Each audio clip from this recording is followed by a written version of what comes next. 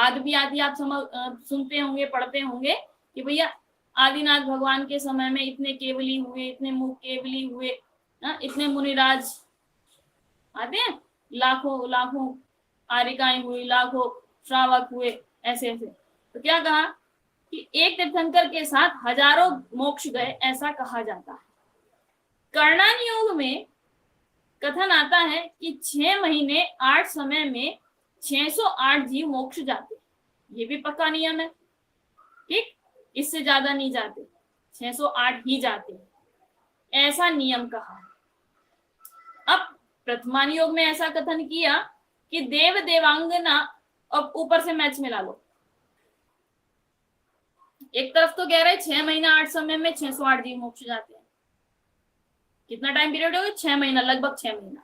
और एक तरफ कह रहा है कि एक तीर्थंकर के साथ हजारों जीव मोक्ष जाते हैं। तो अब इस चीज को समझना पहले, एक तीर्थंकर के साथ हजारों मोक्ष जाते हैं का अर्थ ये नहीं है कि तीर्थंकर मोक्ष जा रहे हैं उनके साथ हजारों मोक्ष जा रहे, ऐसे ये चीज नहीं है। एक तीर्थंकर के काल में, और तीर्थंकर का काल कब से स्टार्ट होता है, जिस दिन तीर्थंकर होने वाले जीव को केवल ज्ञान की प्रकटता होती है, वहां से तीर्थंकर पदवी नामकरण का उदय वर्तता है, वहां से तीर्थ की स्थापना होती है, ठीक। अब उस दिवस से जितने भी जीव उनके सानिध्य में जुड़ते हैं, जो उन्होंने तीर्थ की स्थापना की है, यानी कि मुक्ति के मार्ग को दर्शाया है, बतलाया है, वो जीव उसको सुनकर जितनी जितनी उत्कृष्टता से साधना करके सिद्धि की प्रकटता कर लेते हैं, वो सब काउंट होंगे उन हजारों में। और वो टाइम पीरियड ऐसे नहीं होता कि भाई तीर्थंकर के साथ गए का मतलब 1 मिनट में गए, ऐसे नहीं है। अब केवली भगवान का केवल ज्ञान का जितना काल होगा टाइम पीरियड, उतने समय में वे काउंटेड होंगे सारे के सारे, ठीक है। तो जैसे आदिनाथ भगवान का था, तो आदिनाथ भगवान का 83 लाख पूर्व तो गए थे शासन में, मतलब राज्य व्यवस्था में, ठीक।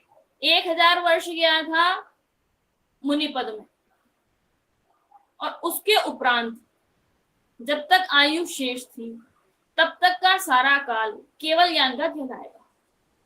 टोटल आयु थी 84 लाख पूर्व की, 83 लाख पूर्व चले गए राज्य व्यवस्था में, 1 लाख पूर्व बचा, उस 1 लाख पूर्व में से 1000 चला गया मुनि अवस्था में, तो 1 लाख पूर्व में से 1000 माइनस कर दो, तो जितना टाइम पीरियड बचता है उतना टाइम पीरियड आपका केवल ज्ञान का है। और उस केवल ज्ञान के टाइम पीरियड में जितने जीव उन यथार्थ स्वभाव की दृष्टि पूर्वक सिद्ध अवस्था को प्राप्त कर लेते हैं, मुक्ति को वर्ण करते हैं, वे आदिनाथ भगवान के साथ मोक्ष जाने वाले।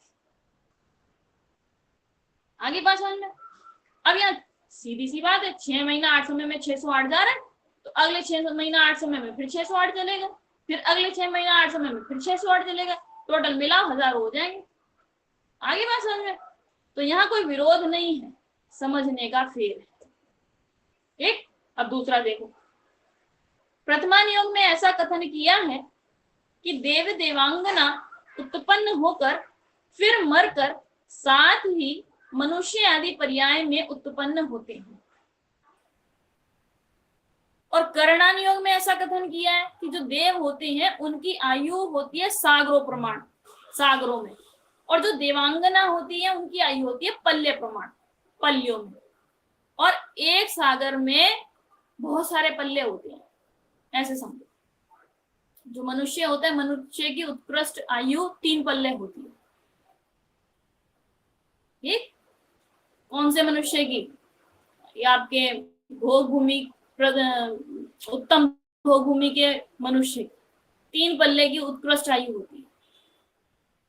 और देवों में जावे तो देवों में सबसे जघन्य आयु होती है 1 सागर की, 1000 सागर की, 33,000 सागर तक जाता है ना, 1000 सागर की न्यूनतम आयु होती है।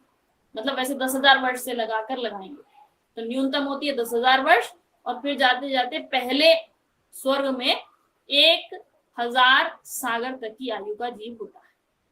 ठीक है, लेकिन उस पहले स्वर्ग की आयु की अपेक्षा भी देखें तो उसमें पल्ले बहुत सारे घटते हैं। तो अब अड़चन क्या आई, मतलब विरोध क्या लगा कि एक तरफ तो आप कह रहे हैं कि देवांगना की जो उत्कृष्ट आयु होती है वो पल्ले में होती है, और जो देवों की उत्कृष्ट आयु होती है वो सागरों में होती है। ठीक है, चलो भाई, इसका मतलब क्या हुआ कि देवांगना पहले मरेगी और कहीं जाके जन्म लेगी, और इतने तो देव वहीं स्वर्ग में रहेंगे। ठीक, और जब उनकी आयु पूर्ण होगी इतने तो देवांगना पता नहीं कहां घुमाएगी। और एक तरफ तुम कह रहे प्रथमान योग में कि देव और देवांगना दोनों साथ ही मरकर साथ ही मनुष्य आदि पर्याय में उत्पन्न होते हैं, तो विरोध भाषित हो रहा। तो अब विरोध ये नहीं है, विरोध ऐसे निराकरण कैसे होगा। देखो, देवांगना की पल्ले की आयु थी, वो मरण को प्राप्त हुई, इधर उधर कहीं भी उसने जन्म लिया, देव वही है, कहाँ, देव पर्याय में। ठीक, घूमती घामती 2 4 8 10 जितने भव लेने हैं, उसके उपरांत फिर वो वही जन्मती है। अगर दोनों को साथ मर के साथ जन्म लेना है तो वो वही जन्मती है उसी देव के साथ, देवांगना के रूप में पुनः। फिर उतनी ही प्रमाणता में जितनी उस देव की आयु शेष रह गई है, उतनी प्रमाणता में वो आयु धारण करती है। फिर दोनों का अंतिम समय निकट आया, दोनों संमरण को प्राप्त होते हैं, लगभग सेम भाव हुए यदि, तो सेम मनुष्य आदि पर्याय में वे उत्पन्न होता है। तो मनुष्य पर्याय के योग्य परिणाम होने चाहिए, तो यदि उन दोनों के होंगे तो दोनों संग जन्म जाएंगे। इस अपेक्षा से ऐसा कहते हैं कि देव देवांगना दोनों मरकर एक साथ मरते हैं और फिर एक साथ मनुष्य आदि पर्यायों में जन्म ले लेते हैं। ठीक, मतलब देवांगना के घूमने वाले जो भव थे वो स्किप कर दिए। ये बात आ गई समझ में। इत्यादि विधि कैसे मिलती है, ये तो प्रश्न था, मैंने समाधान इसी में कर दिया वैसे, लेकिन देखो अब यहाँ क्या कहते हैं बड़ी सावधान से। करणानुयोग में जो कथन है वह तो तारतम्य सहित है। तारतम्य सहित मतलब बहुत सूक्ष्मता के साथ लिखा गया है, एग्जैक्ट लिखा गया है। ठीक है, क्योंकि वो केवल ज्ञान गम्य है। और अन्य अनुयोग में कथन प्रयोजन अनुसार होता है, जहां जैसा प्रयोजन देखते हैं वहां उसके अनुसार अपन कथन लिख देते हैं अन्य ग्रंथों में। इसलिए करणानुयोग का कथन तो जिस प्रकार किया है उसी प्रकार है, उसमें तो इफ बट कुछ है ही नहीं। 608 दी मतलब 608, 607 भी नहीं और 609 भी नहीं। 6 माह 8 समय तो 6 माह 8 समय, 7 समय भी नहीं, 9 समय भी नहीं। ठीक है, औरों के कथन की जैसे विधि मिले वैसी मिला लेना। जैसे विधि मतलब करणानुयोग के अनुसार जैसे विधि बनती हो, मिलती हो, मैचअप होती हो, वैसे समझ लेना इस अनुयोग का ये भाव। ठीक, जैसे अब लिया यहाँ पर, हजारों मुनि तीर्थंकर के साथ मोक्ष गए बतलाए, वहां यह जानना कि एक ही काल में इतने मोक्ष नहीं गए, मतलब 5:05 पर मोक्ष गए, ऐसा मत समझना। परंतु जहां तीर्थंकर गमन आदि क्रिया मिटाकर स्थिर हुए वहां उनके साथ इतने मुनि तिष्ठे, फिर आगे पीछे मोक्ष गए। आगे बात समझ में। यहाँ क्या लिखा, हजारों की बात चली ना, कि जिस काल तीर्थंकर केवली भगवान केवल ज्ञान रूप अवस्था में जब उनका सिद्ध अवस्था को प्रकट करने का काल आता है, तब भगवान गमन आदि क्रिया उनकी रुक जाती है, विहार आदि रुक जाता है। ठीक, और वो एक जगह जाकर स्थिर हो जाते हैं जहां वे योग का निरोध करते हैं। ठीक, तो कहना क्या तात्पर्य क्या है कि जिस काल ऐसी स्थिति होती है उस समय जितने अन्य मुनिराज समोषण में थे, उसमें सानिध्य में जितने भी मुनिराज थे वे भी वहीं आरूढ़ हो गए, बैठ गए। ठीक, अब केवली भगवान तो मोक्ष को वर्ण कर गए, लेकिन उस काल जितने भी बैठे थे तीर्थंकर के संग में मुनिराज, उन सबको उन हजारों में काउंट किया कि उस समय इतने हजार बैठे थे, फिर आगे पीछे जिसकी जितनी आयु उसके हिसाब से, जिसका जितना पुरुषार्थ उस हिसाब से वे मोक्ष गए। हो सकता है तीर्थंकर से पहले भी चले जाए और हो सकता है तीर्थंकर के बाद भी चले जाए। ऐसा थोड़ी जरूरी है कि तीर्थंकर पहले जाएंगे मोक्ष और बाद में जाएंगे अन्य जीव। तीर्थंकर के रहते रहते ना जाने कितने जीव मोक्ष को वर्ण कर लेते। तीर्थंकर के बगल में जाके उनकी मुख गंधकुटी की रचना हो जाती। वो देखो केवल ज्ञानी, वो देखो केवल ज्ञानी, वो देखो केवल ज्ञानी, ऐसे लाइन लगी रहती, विराजमान है। ठीक है, बात क्या आई कि एक साथ मोक्ष नहीं गए, बल्कि उस काल इतने थे और फिर आगे पीछे उनका मोक्ष हो गया। इस प्रकार प्रथमानियोग और कर्णानियोग का विरोध दूर हो गया। तथा अब जो दूसरा प्रश्न आया था देव देवांगना संबंध का, तो अब देखो यहाँ क्या उठाते हैं। देव देवांगना साथ उत्पन्न हुए, फिर देवांगना ने चेकर बीच में अन्य पर्याय धारण कर ली, उनका प्रयोजन न जानकर कथन नहीं किया। अब उसका क्या प्रयोजन है, भाई देवांगना यहाँ गई वहां गई वहां गई वहां गई, ये बताने का कोई प्रयोजन नहीं था, इसलिए ग्रंथकार ने बताया नहीं। फिर वे साथ में मनुष्य पर्याय में उत्पन्न हो गए। या तो वो वहां जाके पहुंच जाए और फिर दोनों संग मर के आ जाए मनुष्य पर्याय में, या देव भी मनुष्य पर्याय में आ जाए, वो जिस गति में थी वो भी वहां से हटके मनुष्य पर्याय में आ जाए, संग जन्म ले ली, ये भी कंडीशन हो सकती है। ठीक, तो फिर वे साथ में मनुष्य पर्याय में उत्पन्न हो गए। इस प्रकार विधि मिलाने से विरोध दूर होता है। इसी प्रकार अन्यत्र विधि मिला लेना, मतलब कहीं भी विरोध नहीं होता है। यदि तुम्हें विरोध भाषित होता हुआ दिखाई देता हो तो कर्णानियोग ग्रंथ में जो लिखा है वो तो तारतम्य से लिखा है, उसे तो जैसा है वैसा ही मानना, उसमें छेड़खानी नहीं करना। और अन्य अनुयोगों में फिर उसके अकॉर्डिंग भाव खड़ा करके चेकआउट करके ऐसा ही समझना, जिससे कि किसी भी ग्रंथ में किसी भी प्रकार का कोई विरोध भाषित नहीं, क्योंकि विरोध होता ही नहीं। विरोध का भाषित होना सिर्फ मेरी अज्ञानता है, मैं कहीं ना कहीं भूल कर रहा हूं उसके अर्थ को, उसके भाव को, उसके स्वभाव को पकड़ने में, इसलिए ये सब गड़बड़ चल। आगे बात समझ में? देखो आगे फिर प्रश्न आया कि इस प्रकार के कथनों में भी किसी प्रकार विधि मिलती है। अब हर जगह तो नहीं लगा सकते अपन, अब यहाँ दो प्रसंग आए हमने दोनों में लगा दी, चलो अब ऐसा प्रसंग आ गया हम नहीं लगा पा रहे, फिर क्या करें? ठीक, तो क्या कह रहे हैं, इस प्रकार के कथनों में भी किसी प्रकार विधि मिलती है, परंतु कहीं नेमिनाथ स्वामी का सोरीपुर में, कहीं द्वारावती में जन्म कहा, और रामचंद्र आदि की कथा अन्य अन्य प्रकार से लिखी है इत्यादि, और एकेंद्रिय आदि को कहीं साधन गुण स्थान लिखा है और कहीं नहीं लिखा है इत्यादि, इन कथनों की विधि किस प्रकार मिलेगी? अब 3-4 प्रश्न यहाँ खड़े कर दिए। पहला क्या किया कि भाई नेमिनाथ भगवान को कहीं तो कहते हैं उन्होंने सोरीपुर में जन्म लिया, और कहीं लिखा मिलता भाई उन्होंने द्वारावती में जन्म लिया, तो सच्ची किसकी माने? रामचंद्र जी की कथा कहीं कैसी कहीं कैसी। एक इंद्रिय आदि को कहीं लिखते साधन गुण स्थान, यानी कि दूसरे नंबर का गुण स्थान, और जबकि एक इंद्रिय आदि जीव तो नियम से मिथ्या दृष्टि है। एक इंद्रिय है कि नहीं है? नियम से मिथ्या दृष्टि है, तो उसको साधन गुण स्थान कैसे कहा? अब उसको समाधान देखो।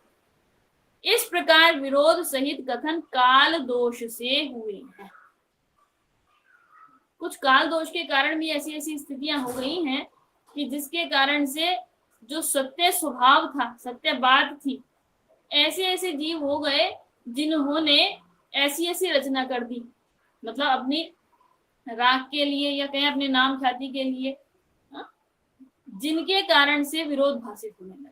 दूसरा, ऐसा होता नहीं है लेकिन काल दोष से ऐसा प्रभाव दिखाई देता है।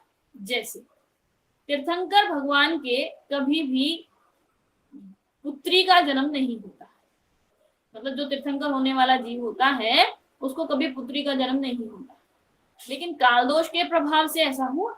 आदिनाथ भगवान को 2 पुत्री हुई थी, ठीक है ना। तो कई कई काल दोष, इसको कहते हैं हुंडा अवसर्पणी काल का दोष। ये भी समझते हो हुंडा अवसर्पणी? हर एक कलिकाल होता है जिसको 20 कौड़ा कोड़ी सागर का कलिकाल कहते हैं। अब एक कलिकाल में 10,000 सागर का एक अवसर्पणी काल और 10,000 सागर का एक उत्सर्पणी काल होता है। ऐसी गाड़ी चलती चली जाती है, मतलब पहले अवसर्पणी आया, फिर उत्सर्पणी आया, फिर उत्सर्पणी आया, फिर अवसर्पणी आया, फिर अवसर्पणी आया, फिर उत्सर्पणी आया, करती ऐसी चल रही है, अनादिकाल से चल रही है। और ऐसे अनंत अनंत कलिकाल बीत चुके हैं। अब ना जाने कितने, या कहूं असंख्यात अवसर्पणी काल बीतने पर एक हुंडा अवसर्पणी काल आता है। और इस समय जो अवसर्पणी काल चल रहा है, पंचम काल, वो हुंडा अवसर्पणी काल का पंचम काल चल रहा है। और यहाँ तत्संबंधी दोष आदि होते हैं, सामान्य में नहीं होते। ठीक, तो देखो क्या लिखते हैं।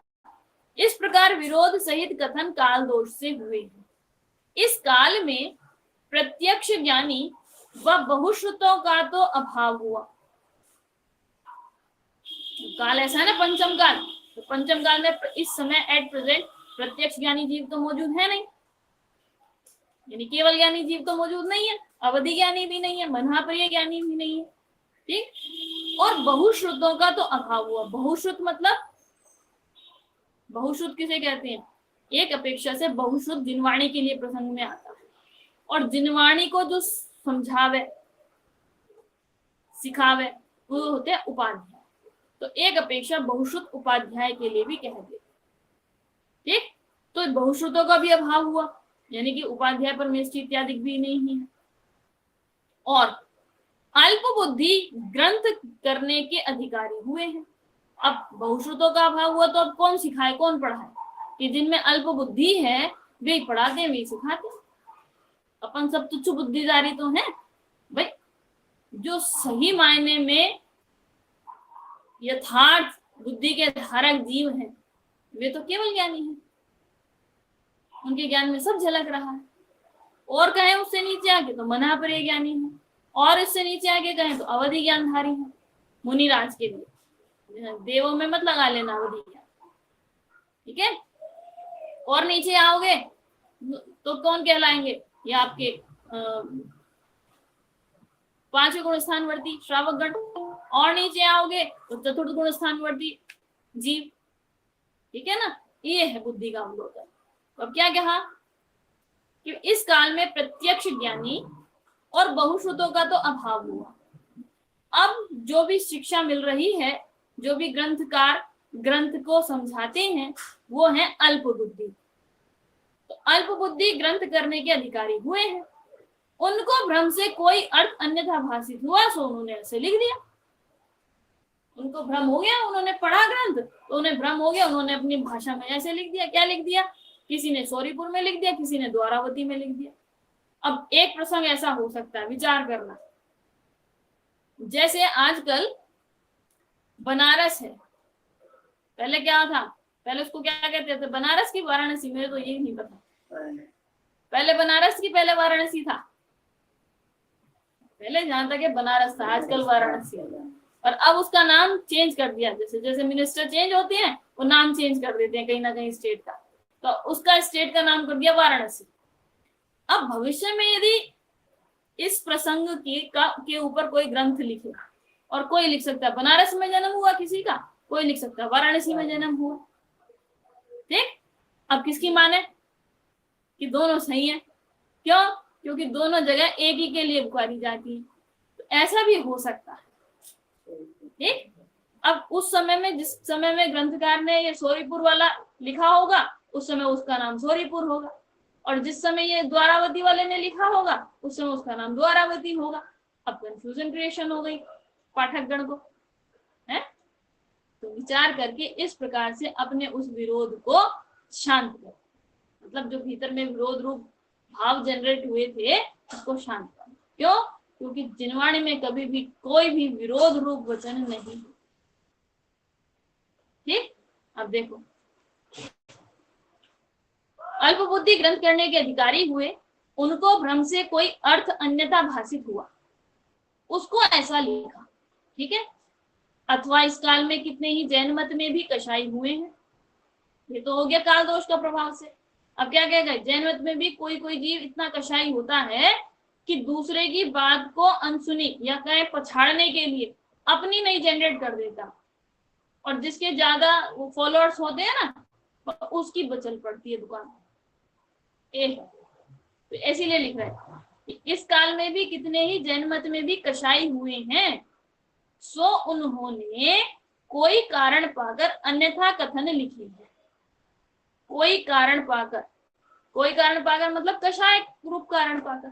और क्या कारण है, कषाय खड़ी है भीतर में, मेरी दुकान चलनी चाहिए, इसकी नहीं चलनी चाहिए, बस इसलिए अन्यथा कथन लिख दिया।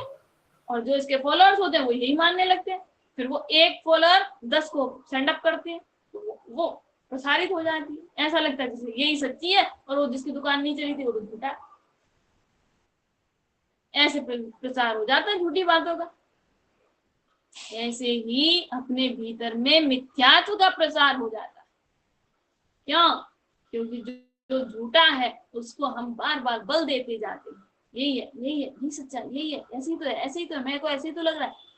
इस चीज से अपना जो मिथ्यात्व है वो और पुष्ट होता है, बढ़ता है, मिटने की बजाय, या कहें हम प्रॉफिट की और बढ़ने की बजाय लॉस की ओर बढ़ते जाते हैं, और हमारे समझ में नहीं आता कि हम चल कहाँ को रहे हैं, प्रॉफिट ले रहे हैं कि लॉस ले रहे हैं।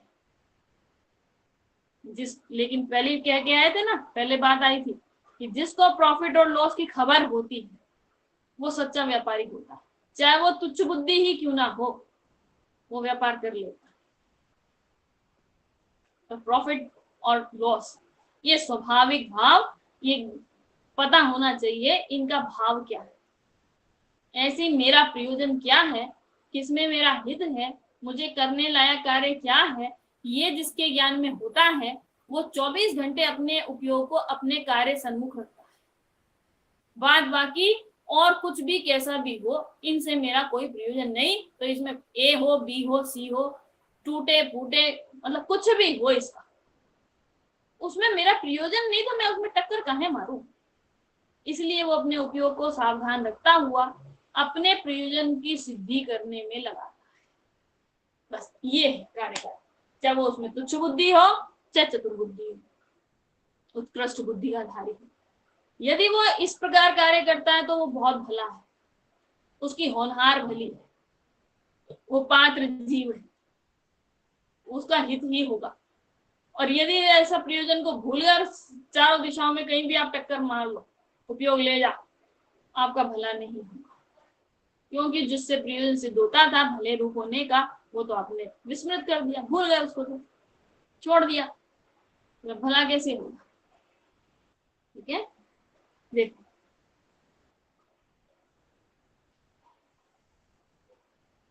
इस काल में कितने ही जैन मत में भी कषाय हुए हैं, सो उन्होंने कोई कारण पाकर अन्यथा कथन लिखे हैं। इस प्रकार अन्यथा कथन हुए, इसलिए जैन शास्त्रों में विरोध भाषित होने लगा।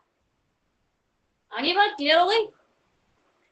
जहां विरोध भाषित हो वहां इतना करना कि यह कथन करने वाले बहुत प्रामाणिक हैं, या यह कथन करने वाले बहुत प्रामाणिक हैं, ऐसे विचार करके बड़े आचार्य आदिकों का कहा हुआ कथन प्रमाण करना। क्या कहकर बस 2 ग्रंथ आपने लिए, एक में कुछ बात चल रही है, एक में कुछ बात। ठीक, अब ये देखो कि जिनके द्वारा लिखा गया वह ग्रंथ वे कितने प्रमाणिक हैं, कितने पुराने हैं। पुराने इन द सेंस बड़े हैं, जितने पुराने होंगे उतने बड़े होंगे कि नहीं भाई। 1000 साल पुराने आचार्य, 2000 साल पुराने आचार्य। अब कुंद कुंद आचार्य कितने साल पुराने, 2000 साल पुराने, और अमृत चंद्राचार्य 1000 साल पुराने। तो कुंद कुंद आचार्य अमृत चंद्राचार्य से बड़े कहलाएंगे कि नहीं। तो बड़े आचार्य का लिखा हुआ मतलब मूल ग्रंथ, पुराना ग्रंथ, मतलब पुराने पुराने जो पूर्व में आचार्य आदि हुए हैं उनके द्वारा रचित ग्रंथ उनको उनकी मानना, उसके अलावा मतलब क्या है, नजदीक वाले जो हो, अभी कुछ हाल ही में लिखे गए हो, उनकी मत मानना यदि इन दो ग्रंथों में आपको विरोध भाषित होता हो तो।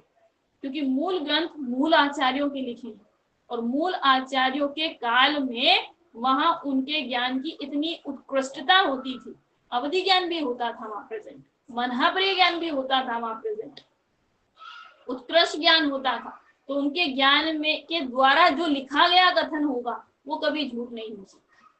जैसे हम कहते हैं केवली भगवान द्वारा कथित जितना भी भाव है दिव्य ध्वनि में आया है वो कभी झूठा नहीं है, क्योंकि केवलियों को रागादिक नहीं होते। ऐसे ही पूर्व में जितने आचार्य आदि हुए हैं उन्होंने जो अपने ग्रंथों में बातें लिखी हैं वो भी 100% एकदम सटीक है, सही है, यथार्थ है। क्यों? क्योंकि वो भी निरंतर, ऐसा नहीं कहूंगे क्योंकि रागादिक है ही नहीं, पर 3 कषाय चौकड़ी के अभाव रूप है और संजुलन की भी मंद मंदतर मंदतम रूप स्थिति होते हुए की स्थिति। अब कोई कहे ग्रंथ तो छठे गुण स्थान में लिखा होगा, ठीक ठीक बात है, लेकिन 3 कषाय चौकड़ी का अभाव तो छठे गुण स्थान में भी है ही ना। और 7वें के संजुलन खड़ी है, इतनी राग है, लेकिन इतना राग होने पर भी वो राग ऐसे राग में काउंटेड नहीं होता है कि जिससे उनको ऐसा भाव आ जाए कि अन्यथा लिख दे। आई बात समझ में? इसलिए पूर्व आचार्यों के ग्रंथ या कहें बड़े आचार्यों के ग्रंथ ही सर्वमान्य है। हालांकि केवली द्वारा कथन किया गया कथन सर्वमान्य है, लेकिन वे है नहीं प्रत्यक्ष ज्ञानी, तो इस अपेक्षा से आचार्य आदि को केवल लिखा। ठीक है, इस तथा जिनमत में बहुत शास्त्र है उनकी आमनाएं फिर मिला। अब ऐसा तो नहीं है कि 2 में आपको विरोध भाषित हुआ तो 2 ही ग्रंथ होंगे, और भी होंगे ना, इनके द्वारा रचित, इनके द्वारा रचित, इनके द्वारा रचित, निकालो 8 4 5 जितने भी हैं और फिर मिलाओ। तो जहां से आप आमनाएं से मैचअप हो जाए, जिस बात की सिद्धि आमनाएं से मिलाने पर हो जाए, आमनाएं समझते हो, द्वादशांग पूरा आगम है, उससे मिलाने पर जिसकी सिद्धि हो जाए वो सत्य है और जिसकी सिद्धि नहीं हुए वो असत्य। जो कथन परंपरा आमनाएं से मिले उस कथन को प्रमाण करना, इस प्रकार विचार करने पर भी सत्य असत्य का निर्णय न हो सके। अब ऐसी भी कंडीशन हो सकती है कि इतना सारा हमने कर लिया फिर भी हमें सत्य और असत्य का निर्णय नहीं हो रहा, अब क्या करें? तो जैसे केवली को भाषित हुए हैं वैसे प्रमाण है ऐसे मान ले। हमारे ज्ञान में नहीं आ रहा, पर जैसा केवली भगवान के ज्ञान में आया है वही प्रमाण है, हमें तो वही सूत्र। क्योंकि देवादिक का और तत्वों का निर्धार हुए बिना तो मोक्ष मार्ग होता नहीं है। तो देवादिक का में कौन आ गया? देव, शास्त्र, गुरु। फिर तत्वों के निर्धार में कौन आ गया? 7 तत्व। और इसी में क्योंकि आत्मा यानी कि जीव और अजीव दोनों हैं, तो ऐसे स्व और पर दोनों आ गए, और उसमें भी छटनी करेंगे स्व। तो ऐसे सारा मोक्ष का मार्ग इनमें आ जाता है। इसीलिए लिखते हैं, क्या लिखा? क्योंकि देवादिक का व तत्वों का निर्धार हुए बिना, जब तक देव शास्त्रों का निर्धारण नहीं हुआ आपको कि सच्चे कौन और तत्व क्या है, क्या किसे कहते हैं, कैसे लगाए जाते हैं, कैसे उनका उपयोग किया जाता है स्वाभाविक भाव को ज्ञान में लेने में, है? उसके निर्धार हुए बिना तो मोक्ष मार्ग होता ही नहीं है, क्योंकि मोक्ष मार्ग की जननी ही यही है। उसका तो निर्धार भी हो सकता है, इसलिए कोई उनका स्वरूप विरुद्ध कहे तो आप ही को भाषित हो जाएगा। क्यों? क्योंकि यदि हमने निर्धारण किया होगा यथार्थ स्वरूप का, ठीक, तो फिर वहां पर हमें पहले नंबर तो विरोध ही भाषित नहीं होगा, और दूसरे नंबर यदि विरोध भाषित भी हो जाए, यदि कोई कह भी दे तो आप ही को भाषित हो जाएगा कि ये विरोध कह रहा है, ये गड़बड़ कह रहा है, कि ये सच्चा कह रहा है, क्योंकि स्वभाव अपने ज्ञान में होगा। तथा अन्य कथन का निर्धार न हो या संशय आदि रहे या अन्यथा भी जानपना हो जाए और केवली का कहा प्रमाण है ऐसा श्रद्धान कर रहे, तो मोक्ष मार्ग में विघ्न नहीं है ऐसा जाने। क्या बात आ गई?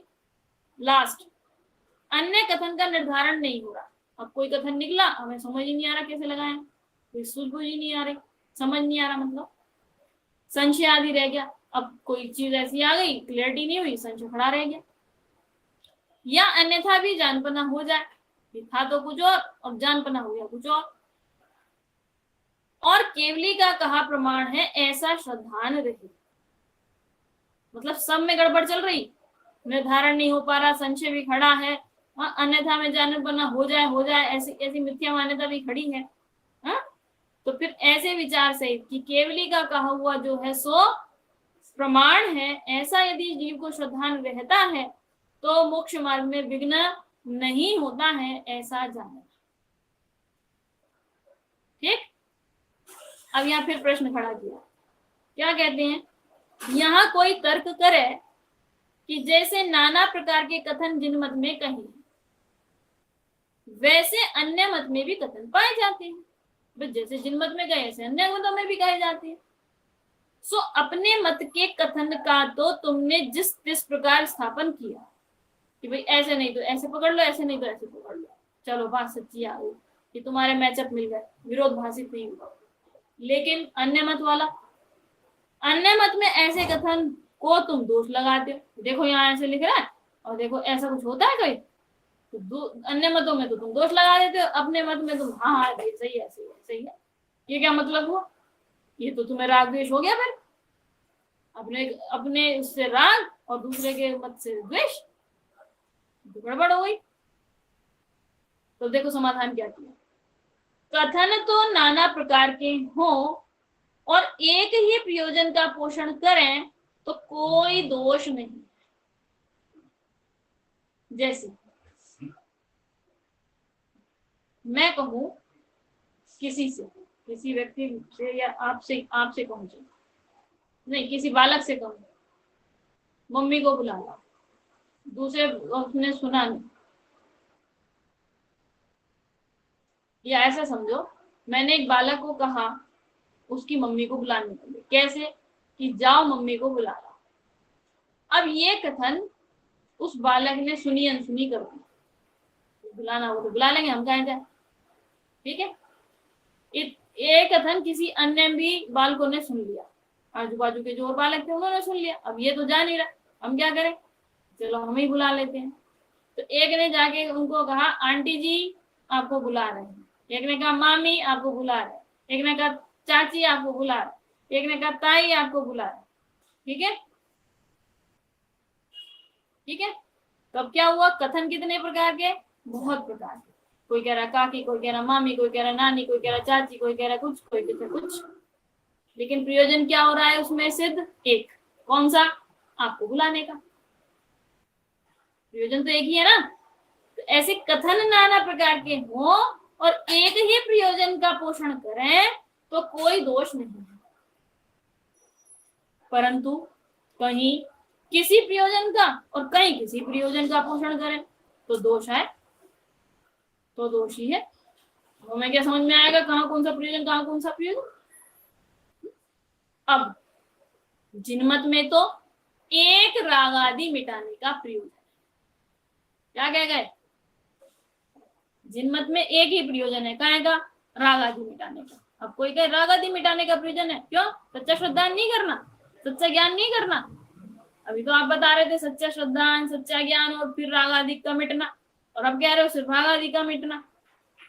लेकिन भैया राग आदि का मिटना जो प्रयोजन दर्शाया जा रहा है उसके अंदर ये पहले की सारी चीजें इंक्लूड हैं। क्यों, कोई कहता है हम तो तुझे एमबीबीएस कराएंगे, तो इसका मतलब क्या हुआ, डायरेक्ट एमबीबीएस में कुदान करवा दोगे। इसका मतलब यही होता है ना कि एमबीबीएस तक आने के लिए पर्याप्त जितनी भी कक्षाएं उत्तीर्ण करनी होती है वे समस्त करवा के तब एमबीबीएस कराएंगे, यही मतलब हुआ कि नहीं हुआ। ऐसे ही राग आदि मिटाने का प्रयोजन है, मतलब राग आदि कब मिटेंगे, जब दर्शन मोह पहले नंबर टूटेगा, तभी तो चारित्र मोह पे अटैक होगा, राग आदि टूटेंगे। तो दर्शन मोह का टूटना क्या मतलब हुआ कि यथार्थ प्रतीति, ठीक। और जब यथार्थ प्रतीति होती है तो ज्ञान सहज ही यथार्थ हो जाता है। अब जितना भी वर्तन चलेगा वो राग आदि मेटन का चलेगा। ठीक है, इसीलिए लिखते हैं कि जिनमत में तो एक राग आदि मिटाने का प्रयोजन है। अब उसके अंदर यथार्थ प्रतीति और यथार्थ ज्ञान पूर्वक राग आदि मिटेंगे, इसलिए वो सहज इंक्लूड है। इसलिए कहीं बहुत राग आदि छुड़ाकर थोड़े राग आदि कराने के प्रयोजन का पोषण किया है, कहीं सर्व राग आदि मिटाने का प्रयोजन पोषण किया, परंतु राग आदि बढ़ाने का प्रयोजन कहीं भी नहीं है। इसलिए जिनमत का सर्व कथन निर्दोष है। अब देखो बात क्या आई कि भाई जिनमत में राग आदि मिटाने का ही एकमात्र प्रयोजन है। ठीक। अब जैसे कोई तीव्र राग आदि रूप परिणत होता है जी, जैसे उसको कहते हैं भाई को दिन में 100 बार खाता है। ठीक है, तो उसको कहा कि भैया तू 100 बार खाता, कोई बात नहीं, तू नियम ले ले 100 बार खाने का। अभी तो क्या हुआ है, 100 के 101 भी हो जाते हैं, 2 भी हो जाते हैं, 3 भी हो जाते हैं। खड़े खड़े खाओगे तो काउंटिंग कैसे चलेगी? पग पग बढ़ाते जा रहे हो तो सब काउंटिंग वही है। ठीक।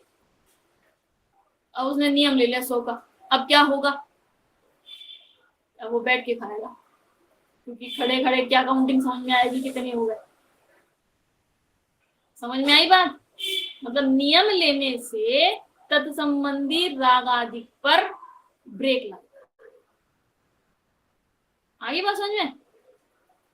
ऐसे यहाँ लिखते हैं, क्या लिखा कि भैया बहुत राग आदि मिटाने के लिए उसके थोड़े राग अधिक कराने का प्रयोजन पोषण किया है। मतलब उसकी बहुत सारी जो लगती थी, ये क्या कहते हैं इसको, काउंटिंग खाने की, अब इसको छुड़ाने के लिए लिमिटेड काउंटिंग कर दी 100 की।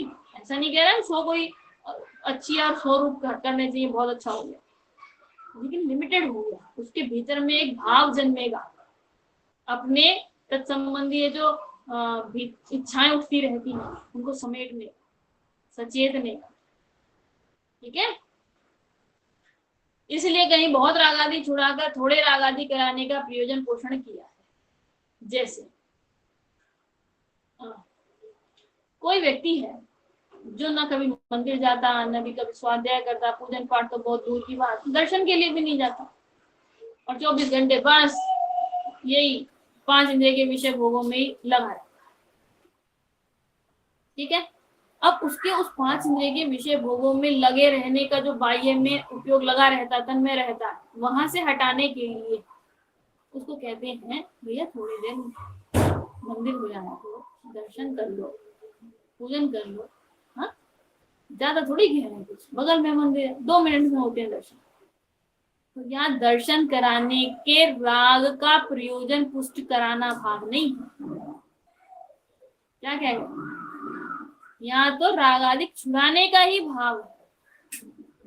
भाई एकदम से सारा राग नहीं छूट सकता, तीव्र राग नहीं छूट सकता, तो उसमें ढलान करते हैं, यानी बहुत राग आदि मिटाने का प्रयोजन हो तो कम राग आदि करने के लिए प्रेरित करते, तो भाव बहुत छूट जाते हैं। और फिर जब कम में प्रेरित हुए थे तो उससे भी सिकोड़कर और कम पे आ जाते, तो राग आदि और घट जाते। ठीक है, इसलिए कहीं बहुत राग आदि छुड़ाकर थोड़े राग आदि कराने का प्रयोजन का पोषण किया, और कहीं सर्व राग आदि मिटाने का प्रयोजन पोषण किया। तो अब आपको समझना पड़ेगा कहाँ कौन सा प्रयोजन यहाँ लगाया गया है। परंतु राग आदि बढ़ाने का प्रयोजन कहीं भी नहीं।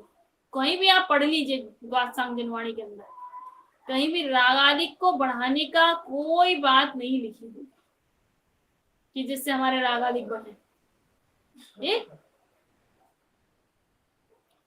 इसलिए जिन मत का सर्व कथन निर्दोष है, और अन्य मत में कहीं राग आदि मिटाने के प्रयोजन सहित कथन करते हैं और कहीं राग आदि बढ़ाने के प्रयोजन सहित कथन करते हैं।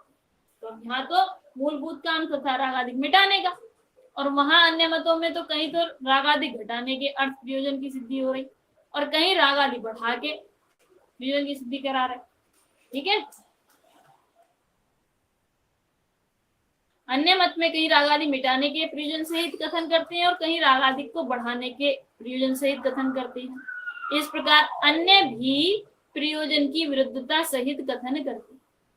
जब इसमें ही एक कहीं बढ़ाने का और कहीं घटाने का दिखा दिया तो अन्य में भी कहीं प्रयोजन की विरुद्धता भाषित होगी, इसलिए अन्य मत का कथन सदोष है ऐसा जानना। और जो सदोष होता है उसका ऊपरी ऊपरी भाव से भी पढ़ाई नहीं की जाती क्योंकि वो सदोष। लोक में भी एक प्रयोजन का पोषण करने वाले नाना कथन कहे। क्या कहा? लोक में भी एक प्रयोजन का पोषण करने वाले नाना कथन कहे तो उसे प्रमाणिक कहा जाता है। ठीक। और अन्य अन्य प्रयोजन का पोषण करने वाली बात करें उसे बावला कहते हैं। कोई कैसा प्रयोजन की बात कर रहा है, कोई उसी के लिए कोई अन्य प्रयोजन की बात कर रहा है, उसे बावला ही कहेंगे ना। कि क्या कह रहा है, कुछ समझ ही नहीं आ रहा। ठीक। तथा जिन मत में नाना प्रकार के कथन हैं सो भिन्न भिन्न अपेक्षा सहित है, वहां दोष नहीं। तो जहां भी आप पढ़े अपेक्षा सहित पढ़े, जो भी समझे अपेक्षा सहित समझे, तो आपको कहीं कोई दोष भाषित नहीं हो। अन्य मत में एक ही अपेक्षा सहित अन्य अन्य कथन करते हैं, वहां दोष है। यदि एक ही अपेक्षा लगाओगे हर जगह, दोष खड़ा होगा, क्योंकि यथार्थ स्वभाव ख्याल में नहीं आएगा। जैसे जिन देव के वीतराग भाव और समवक्षण इत्यादि विभूति भी पाई जाती है, वहां विरोध नहीं है। समवक्षण आदि विभूति की रचना इंद्र आदि करते हैं, उनको उसमें राग आदि नहीं है, इसलिए दोनों बातें संभवित हैं। ठीक। तथा अन्य मत में ईश्वर को साक्षीभूत वीतराग भी कहते हैं और उन्हीं के द्वारा किए गए काम क्रोध आदि भाव निरूपित करते हैं। मतलब क्या कह रहे हैं कि जो अन्य मत वाले हैं उसमें ईश्वर को क्या कह रहे हैं कि प्रत्यक्ष से हमने देख सुन के देखभाल के ये देखा है कि इनकी यहाँ पे वीतराग भाव है, मतलब ईश्वर को वीतराग भाव होता है ऐसा। और उसी ही के द्वारा यानी उन्हीं के ग्रंथों में ये भी लिखा है कि भाई उनके द्वारा किया गया काम क्रोध आदि भाव। ठीक। जिनमत वाले तो है नहीं, काम क्रोध रूप परिणाम भी नहीं आएंगे, तो उनके फिर काम क्रोध आदि भाव दिखाई देते हैं, जैसे आप देखते ही हैं, है कि नहीं है। तो भाले गदा ये सब क्या है? क्रोध रूप अवस्थाएं, उनमें होने वाले स्थितियां। और काम आदि भाव यानी 5 इंद्रिय के विषय भोगों का भोग। खड़े। इसलिए हम देखते हैं कि उनकी परिणति में भी काम क्रोध आदि शेष है। और जब काम क्रोध आदि शेष होते हैं, इसका मतलब अभी उनको क्या वीतराग भाव नहीं है। नहीं। और जो वीतरागी नहीं होते वे सच्चे देव नहीं होते, इसलिए ये कुदेव इत्यादि या कहें अन्य मत में कहे हुए जो देवादिक हैं वो प्रयोजन भूत की सिद्धि नहीं करते। ठीक है, इसीलिए लिखा सो एक आत्मा को ही वीतरागपना और काम क्रोध आदि भाव कैसे संभवित है। एक तरफ एक ही व्यक्ति विशेष को, एक ही आत्मा को आप कहें कि भैया इनके वीतराग भाव है, और एक तरफ आप कह रहे हैं काम क्रोध आदि भाव है, तो किसकी माने। तथा काल दोष से जिन मत में एक ही प्रकार से कोई कथन विरुद्ध लिखे हैं, काल दोष से दो चीजें ली थी, एक तो काल दोष से और एक अन्य कोई व्यक्ति हो जिसकी कषाय उत्कृष्ट हो, बड़ी हो, तो उस कंडीशन में भी ऐसी स्थिति बनती है। तो कहते हैं काल दोष से जिन मत में एक ही प्रकार से कोई कथन विरुद्ध लिखे हैं, सो ये तुच्छ बुद्धियों की भूल है। अरे तुच्छ बुद्धि पे आ गया, क्यों? पढ़ते समय गड़बड़ हो रही है वहां पर, तुच्छ बुद्धि ने लिखे ऐसा आ गया। ठीक। सो मत में दोष नहीं है, मतलब जिन मत में दोष नहीं है, बल्कि वो जो तुच्छ बुद्धि जीव था जिसके ज्ञान में अब नहीं आ रहा है, उसकी भूल हो रही है। वहां भी जिन मत का अतिशय इतना है कि प्रमाण विरुद्ध कथन कोई नहीं कर सकता। क्या कह गए, जो अन्य ग्रंथकार हैं उनके ऊपर भी तीर्थंकर भगवान का इतना अतिशय होता है कि वे प्रमाण से विरुद्ध कथन नहीं करते। कहीं सौरीपुर में, कहीं द्वारावती में नेमिनाथ स्वामी का जन्म लिखा, सो कहीं भी हो, कहीं भी हो, जन्मे थे ना, इतना पकड़ो बस। क्या सौरीपुर में जन्मे होंगे और द्वारापुर में जन्मे होंगे तो कुछ स्पेशल हो जाएगा क्या? जन्मे हैं, तीर्थंकर हुए हैं, बस इतना पकड़ो, काय को टक्कर लगाते हो। इसलिए लिखते हैं कि कहीं सौरीपुर में, कहीं द्वारावती में नेमिनाथ स्वामी का जन्म लिखा है, सो कहीं भी हो, परंतु नगर में जन्म हुआ, ये तो प्रमाण है ना, ये तो प्रमाण विरुद्ध नहीं ना, नगर में जन्मे है, आज भी होते दिखाई देते हैं। ठीक है। तथा अन्य मत में सर्वज्ञ आदि यथार्थ ज्ञानियों के रचे हुए ग्रंथ बतलाते। क्या कहा? अन्य मत में सर्वज्ञ आदि यथार्थ ज्ञानियों के रचे हुए ग्रंथ बतलाते हैं।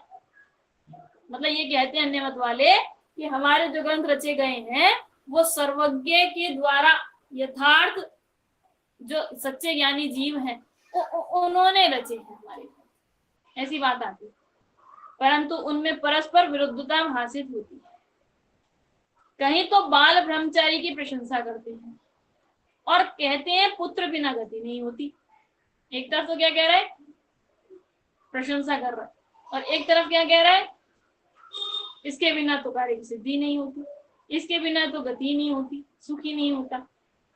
सो दोनों सच्चे कैसे हो? ऐसे कथन वहां बहुत पाए जाते हैं और उनमें प्रमाण विरुद्ध कथन पाए जाते हैं। जैसे मुख में वीर्य गिरने से, और ये देखो क्या लिखा, प्रमाण विरुद्ध कथन कैसे होती हैं कि मुख में वीर्य गिरने से मछली के पुत्र हुआ, ऐसा अन्य मतों का एक दृष्टांत है। तो मुख में वीर्य गिरा, किसके? मछली के, और उसने पुत्र को जन्म दे दिया। पुत्र का मतलब समझते हो? मनुष्य पर्याय रूप जीव का। ऐसा संभवित है? नहीं है, तो इसीलिए लिखा ना, परंतु उनमें परस्पर विरुद्धता भाषित होती है। कहीं तो बाल ब्रह्मचारी की प्रशंसा की। बाल ब्रह्मचारी का मतलब अभी कोई गुणस्थान विशेष नहीं बढ़ा, बस बालपना खड़ा हो गया। ठीक, बालपना इन द सेंस नकली ब्रह्मचारी बना। क्यों नकली क्यों कहा? जैसे जैसे श्रेणी मानेंगे वहां लीन होंगे, स्थिर होंगे, विवेक रहेगा। ये देखो बात पढ़ती हूँ। कहीं तो बाल ब्रह्मचारी की प्रशंसा की, बात समझना, मतलब बाल ब्रह्मचारी की प्रशंसा का मतलब क्या हो गया? मार्ग तो यही समस्त जीवों को अपनाने योग्य है। अगर ऐसा कथन आवे और बाल ब्रह्मचर्य पने की महिमा गावे, तो कोई भी यदि जीव ब्रह्मचर्य का त्याग ना करे और ब्रह्मचर्य व्रत रूप रहे हैं तो समझ में आता है। लेकिन संग नीचे क्या लिख दिया?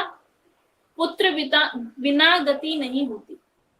जब ब्रह्मचारी की तुम प्रशंसा कर रहे और कह रहे पुत्र के बिना गति नहीं होगी, मतलब यदि तुम्हें अपनी गति करनी हो, सच्ची करनी हो गति, तो फिर तुम पुत्र का जन्म करो। और पुत्र का जन्म का मतलब क्या हो गया? 5 इंद्रिय के विषय भोगों में घुसो। आई बात समझ में? तो कहीं कुछ कह रहे, कहीं कुछ कह रहे, तो बात क्या है? हम इन दोनों को सच्चे कैसे जाने? ऐसे कथन वहां बहुत पाए जाते हैं और उनमें प्रमाण विरुद्ध कथन पाए जाते हैं। जैसे मुख में वीर्य गिरने से मछली के पुत्र हुआ, तो प्रमाण विरुद्ध कार्य हो गया। सो ऐसा इस काल में किसी के होता दिखाई नहीं देता कि कोई तिर्यंश गति का जीव मनुष्य गति के जीव को जन्म है। ठीक, और अनुमान से भी नहीं मिलता, होता भी नहीं और अनुमान लगा के भी नहीं मिलता। ऐसे कथन भी बहुत पाए जाते हैं। यदि यहाँ सर्वज्ञ आदि की भूल माने, भाई सर्वज्ञ की भूल है जिन्होंने ऐसा कथन किया, तो यदि यहाँ सर्वज्ञ आदि की भूल माने तो वे कैसे भूलेंगे? और विरुद्ध कथन मानने में आता नहीं है, इसलिए उनके मत में दोष ठहराते हैं। ऐसा जानकर एक जिनमत का ही उपदेश ग्रहण करने योग्य। क्लियर हो गया? एक जिनमत ही सर्वोपरि है, वही वास्तव में सर्वज्ञ इत्यादि होते हैं। तो जो अन्य मत वाले हैं ये यदि कहें हम सर्वज्ञ हैं, मतलब सर्वज्ञ की साक्षी पूर्वक रहे हैं, तो वहां भाव कुछ और आएगा। ठीक है, क्योंकि वे तो सर्वज्ञ अपने जो गदाधारी धनुर्बाणधारी हैं उन्हें कहते हैं, उन्हें भगवान मानते हैं। कैसे? ठीक है, इतनी बात हुई है। इसके बाद अनुयोगों का अभ्यास क्रम लिया। क्या अभ्यास क्रम होता है? कर लो कि अभी लूं? ले रहे हैं 10 बज गए।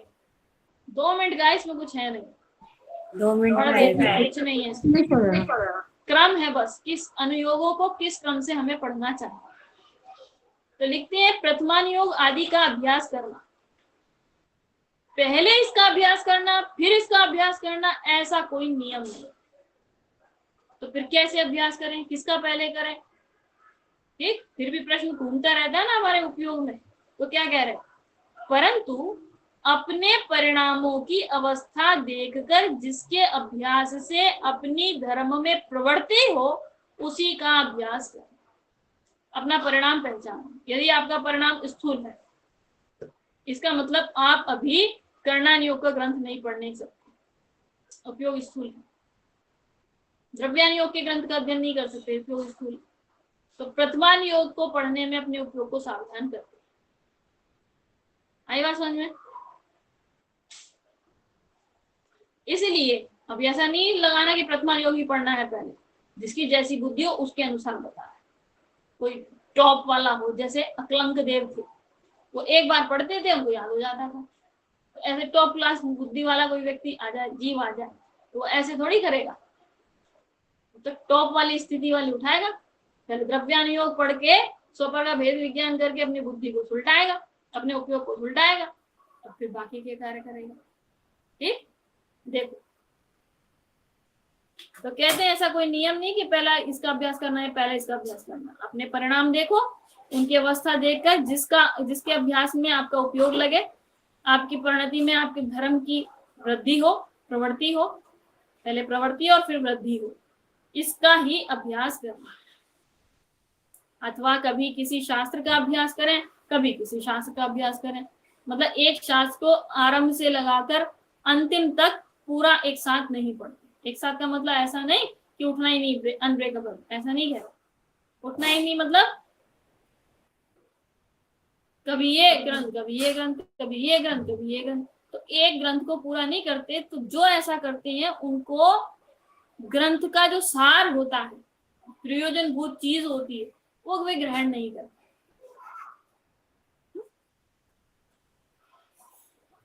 जिसके अभ्यास से अपनी धर्म में प्रवृत्ति हो वो उसका अभ्यास करना। ये मैं पहले ही कह आई।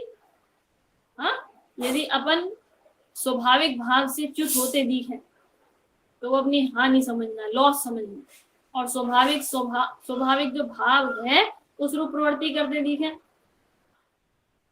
तो शुभ भाव समझना या शुभ उदय समझना। ठीक है, चलो बेसिकली बात ये है, जो कुछ भी हो अपने को धर्म में प्रवृत्त होना है। अथवा कभी किसी शास्त्र का अभ्यास करें, कभी किसी शास्त्र का। जैसे रोजाना मचे में तो अनेक रकमें जहां तहां लिखी है। रोजाना मचे मतलब होता है एक प्रकार से बही खाता, जिसको आजकल की भाषा में कहें अकाउंट की पुस्तक। ठीक, अब उसमें अनेक रकमें जहां तहां लिखी है। अनेक रकमें मतलब अनेक जो ऐसे पढ़ते हैं कलम, भाई इसकी देनदार है, इससे लेनदार है, ऐसे बही खाता तैयार करते हैं ना, तो बहुत सारी रकम लिखी है, बहुत सारी काउंटिंग लिखी है। काउंटिंग मतलब धन की जहां तहां लिखी है, कभी कहीं कहीं, कभी कहीं कहीं। मतलब जैसे मुझे आपके संबंध में बताना है कि मैंने आपको 100 रुपए दिए थे, आपने फिर 4 दिन पहले 50 रुपए दिए हैं, आज से 10 दिन पहले आपने मेरे से 100 रुपए लिए थे, फिर आपने 100 रुपए वापस कर दिए, फिर दोबारा से 200 लिए, उसमें से 90 दिए, कल 50 दिए, आज। ये जितना भी बही खाता है, ठीक, अब मैं इस बही खाते को एक जगह नहीं लिखूंगा। एक कहीं लिख दी बात, एक कहीं लिख दी बात, एक कहीं लिख दी बात। तो अब क्या होगा? लिखा भाई खाते में है सब कुछ, आपको कुछ समझ में आएगा? कोई नहीं समझ में आएगा। जिसने लिखा होगा फिर उसको बुला के लाऊंगे, भैया ये क्या लिखा पहले समझाओ, होगा कि नहीं होगा? तो ऐसे ही यहाँ लिखा है, क्या लिखा कि भाई तुम कभी किसी शास्त्र का अध्ययन कर लेते हो, कभी किसी शास्त्र का अध्ययन कर लेते हो।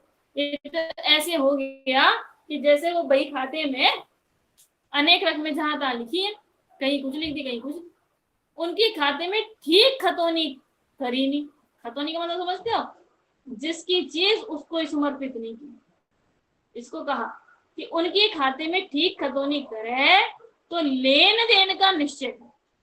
ठीक खतौनी मतलब यथार्थ जगह पर यथार्थ रूप से आप उसको साफ सुथरा लिखें, ताकि जो कोई भी उसको देखे तो उसमें किसी भी प्रकार का इफ बट ना कर सके। ठीक है ना? इसीलिए लिख दिया कि भाई अकाउंटेंसी में अनेक रकमें जहां तहां लिखी हैं, उनकी खाते में ठीक खतौनी करिए, यानी उन्हें सुव्यवस्थित रूप से उन खातों में डालें और लेन देन का निश्चय हो जाए। और उसके ज्ञान में भी सच्चे में लेना और देना क्या था, ये सही मायने में उसको निर्णय में ज्ञान में पक्का हो जाए। उसी प्रकार शास्त्रों में तो अनेक प्रकार का उपदेश जहां तहां दिया है, उसे सम्यक ज्ञान में यथार्थ प्रयोजन सहित पहचाने तो हित अहित का निश्चय हो जाए। भाई कथन तो अनेक अनेक अनुयोगों में अनेक अनेक जगह लिखे गए हैं। ठीक, अब यदि अपने को सम्यक ज्ञान हो तो हमें यथार्थ प्रयोजन भाषित होगा कि कहाँ हमारा हित है और कहाँ हमारा अहित, किससे हित है और किससे अहित। ठीक है, इसलिए स्यात् पद की सापेक्षता सहित सम्यक ज्ञान द्वारा जो जीव जिन वचनों में रमते हैं, ध्यान से शब्द हेडलाइन करना इसको, जिन वचनों में रमते हैं मतलब जो जिनेंद्र देव के वचन हैं, ठीक, उनमें जो रस्ते पसते हैं, उनमें जो लग जाते हैं, ठीक, वे जीव शीघ्र ही शुद्धात्म स्वरूप को प्राप्त होते हैं। ठीक है, मोक्ष मार्ग में पहला उपाय आगम ज्ञान कहाँ है, और आगम ज्ञान के बिना धर्म का साधन नहीं हो सकता है। इसलिए तुम्हें भी यथार्थ बुद्धि द्वारा आगम का अभ्यास करना। ठीक है, एक होता है अध्यात्म और एक होता है आगम ज्ञान। तो अध्यात्म ज्ञान के अंदर तो स्वपर का भेद विज्ञान की चर्चा चलेगी, ठीक, और आगम ज्ञान में ये पूरा द्वादशांग रूप ज्ञान कहा, ये पूरे द्वादशांग का ज्ञान। ठीक, तो आगम ज्ञान बिना धर्म का साधन हो नहीं सकता। इसलिए तुम्हें भी यथार्थ बुद्धि द्वारा आगम का अभ्यास करना, तुम्हारा कल्याण होगा।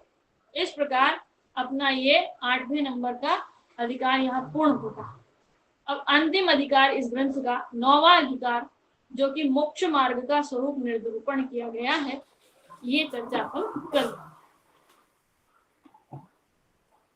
ध्यान से सूझी लो कालो सुवाणी मस्तक ये जिनवाणी भारती जो तेरी शरणांग है सो पावे सो